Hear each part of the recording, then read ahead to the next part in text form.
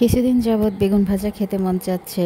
বৃষ্টির কারণে বাজারেও যাওয়া হয় না, তাই ভাবলাম খেতে গিয়ে কিছু বেগুন ছিঁড়ে নিয়ে আসি। আসসালামু আলাইকুম, সবাই কেমন আছেন? আশা করি ভালো আছেন, আমি অনেক ভালো আছি। তো যাই হোক, এখন বেগুন নিয়ে আনতে যাচ্ছি। তাই আজকে এক ভাইয়ের খেতে চলে আসলাম বেগুন খেতে। কিন্তু খেতে গিয়ে দেখি তেমন বেগুন নাই। খুঁজতে খুঁজতে 2 কেজির মতো বেগুন পেয়েছি। এই দিয়ে আজ আরও একজন নিছে আর আমি কিছুটা নিছি। এই দিয়ে আমার পুঁই শাকের জাংলা আছে, আবার সেই জাংলা থেকে কিছুটা পুঁই শাক কাটছি। এইগুলো দিয়ে আজকে চচ্চড়ি রান্না করব আর কিছু বেগুন ভাজবো।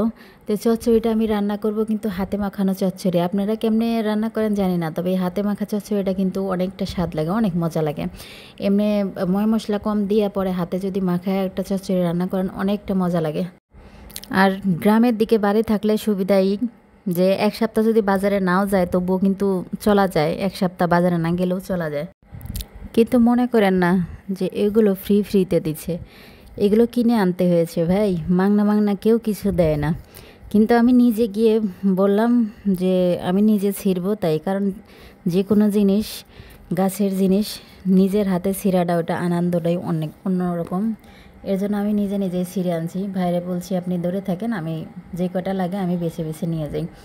এ হচ্ছে কারণ। যাই হোক, আমার এখন এখানে চচ্চড়ি বসায় দিব আর এই সাইডে আমি বেগুন ভাজবো।